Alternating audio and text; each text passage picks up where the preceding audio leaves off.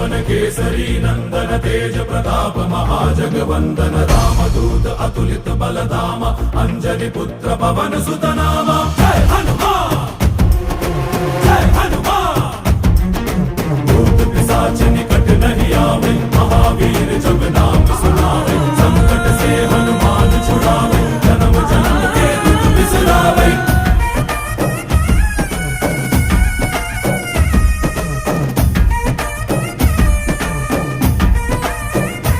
ಓ ಭುಜ ಬಲವ ತೋರಿ ನಿಂತೋನೆ ಭವ ಭಯವ ನೀಗುಬಾ जय शिव रूपने बजरंगी जय जय भवतारक बजरंगी। ನರ ನರವು ರಾಮ ಎಂದೋನೆ ನಿಜ ಗುಣವ ತೋರುಬಾ ನಿನದೇ